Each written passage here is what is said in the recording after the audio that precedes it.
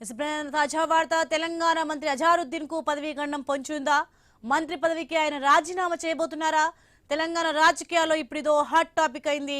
అసెంబ్లీలో మండలిలో సభ్యుడు కాకుండా జూబ్లీహిల్స్ ఉప ఎన్నికల వ్యూహంతో అజారుద్దీన్ ను కేబినెట్ లోకి తీసుకున్నారు సీఎం రేవంత్ రెడ్డి. రాజ్యాంగ నిబంధనల ప్రకారం మంత్రిగా ప్రమాణ స్వీకారం చేసిన డేట్ నుంచి 6 నెలల్లో ఏదో ఒక చట్టసభకు ఎన్నిక అవ్వాల్సి ఉంటుంది. కానీ అజారుద్దీన్ కు ఆ అవకాశం రాలేదు.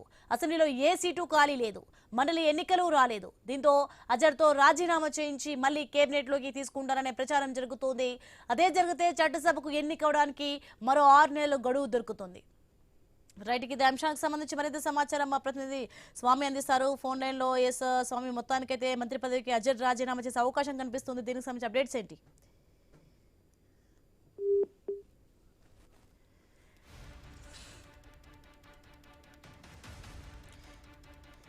మొత్తానికైతే మనం చూడవచ్చు, బ్రేకింగ్ సంబంధించి మంత్రి అజారుద్దీన్ కైతే పదవీ గండం పొంచుందా అన్న అనుమానాలు కొనసాగుతున్నాయి. ఇక మంత్రి పదవికి అజిత్ రాజీనామా చేసే అవకాశం కనిపిస్తుంది. అలాగే రాజీనామా చేయించి మళ్ళీ కేబినెట్ లోకి తీసుకునే ఛాన్స్ కూడా కనిపిస్తుంది. ఇక మరో 6 నెలలు గడువు పొడిగించుకునే అవకాశం కూడా కనిపిస్తుంది. గవర్నర్ ఆమోదిస్తారా లేదా అనే దానిపై అయితే సస్పెన్స్ కొనసాగుతోంది.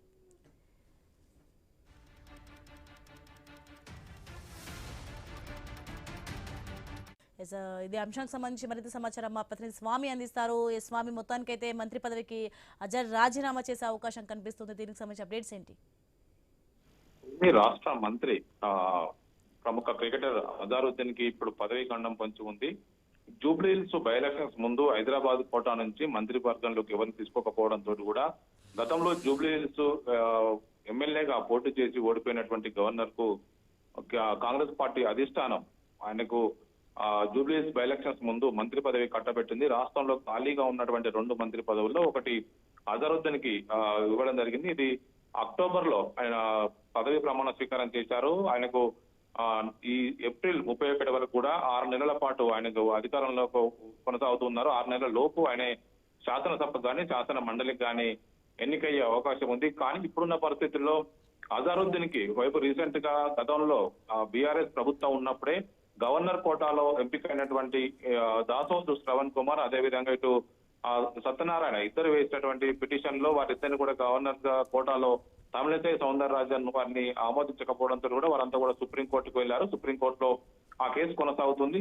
ఇటీవల వారిని ఈ కేసు కొనసాగుతుండగానే ఇటు ఆమీర్ అలీని అదేవిధంగా కోదండరామ్ని ఇద్దరిని కూడా ఎమ్మెల్సీగా రాష్ట్ర కేబినెట్ నామినేషన్ చేసి వారితో పదవి ప్రమాణ స్వీకారం చేయించింది. ఆ తర్వాత సుప్రీంకోర్టు ఈ కేసు ఒకవైపు దీనికి సంబంధించి కొనసాగుతుండగానే ఇటు ఆమీర్ అలీ అదేవిధంగా కోదండరామ్ విషయంలో ఇప్పుడు నిర్ణయం తీసుకోవాల్సి ఉంది. అయితే రాష్ట్ర కేబినెట్ ఇటీవల కోదండరామ్ని అదేవిధంగా ఇటు అజారుద్దీన్ ఇద్దరిని కూడా గవర్నర్ కోటాలో నామినేట్ చేస్తూ కేబినెట్ ఒకవైపు తీర్మానం చేసి గవర్నర్ పంపించారు. ఇటీవల సుప్రీంకోర్టులో ఈ నెల 19వ తేదీన దీనికి సంబంధించినటువంటి విచారణ కొనసాగింది. ఇటు సుప్రీంకోర్టు నుంచి విచారణ బంతి రాష్ట్ర గవర్నర్ చేతిలో పడింది. రాష్ట్ర గవర్నరు శివప్రతాప్ శుక్లా ఇప్పుడు నిర్ణయం తీసుకోవాల్సి ఉంటుంది. శివప్రతాప్ శుక్లా కనుక నిర్ణయం తీసుకొని ఇప్పుడు కోదండరామ్ కి ఇప్పుడు మంత్రి అజారుద్దీన్ కి ఇద్దరికి గవర్నర్ కోటాలో వీరికి ఎమ్మెల్సీలుగా నామినేట్ చేయకపోతే మాత్రం ఇమీడియట్ గా అజారుద్దీన్ రాజీనామా చేయాల్సి వస్తుంది. కానీ రాష్ట్ర ప్రభుత్వ పెద్దలు ముఖ్యమంత్రి రేవంత్ రెడ్డి కూడా ఖచ్చితంగా గవర్నర్ ఆమోదిస్తారన్న నమ్మకం మాకుందన్న ఒక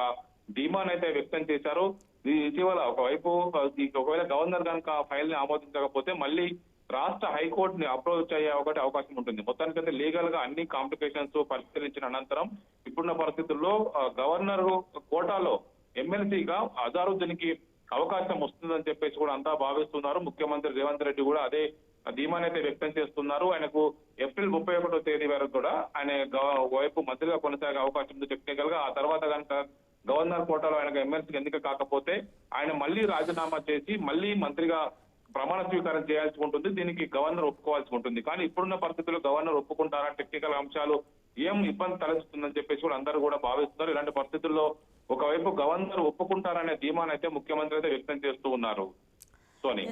మొత్తాన్ని చూసుకుంటే అయితే మరో 6 నెలలు అయితే గడువు పొడిగించుకునే అవకాశం కనిపిస్తుంది. అలాగే దీనికి సంబంధించి ముఖ్యంగా అజర్ ఏమంటున్నారు అంటే చాలా మంది లీగల్ ఎక్స్పర్ట్స్ ఏమంటారంటే దాదాపు 6 నెలల వరకు ఆయన పదవిలో కొనసాగే అవకాశం ఉంటుంది. 6 నెలల్లో ఖచ్చితంగా శాసన మండలి సభ్యునిగా శాసనసభ్యునిగా ఏదో ఒక చోట ఎన్నిక కావాల్సి ఉంటుంది. కానీ ఆయన ఇప్పుడున్న పరిస్థితుల్లో శాసనసభకు ఎన్నికయ్యే అవకాశం లేదు కాబట్టి శాసన మండలి సభ్యునిగానే ఆయనకు గవర్నర్ కోటాలో ప్రభుత్వం నామినేట్ చేస్తూ కేబినెట్ లో తీర్మానం చేసి గవర్నర్ వద్దకు పంపించారు. ఇప్పుడు గవర్నర్ ఆమోదిస్తే ఆయన మళ్ళీ ఎమ్మెల్సీగా మంత్రిగా కొనసాగుతారు. ఒకవేళ గవర్నర్ ఆమోదించకపోతే మంత్రి పదవికి రాజీనామా చేసి మరొక 6 నెలల పదవి కాలానికి మళ్ళీ ప్రమాణ స్వీకారం చేయాల్సి ఉంటుంది. దానికి గవర్నర్ కూడా ఒప్పుకోవాల్సి ఉంటుంది. సోని. Okay right, thanks for the information Swamy.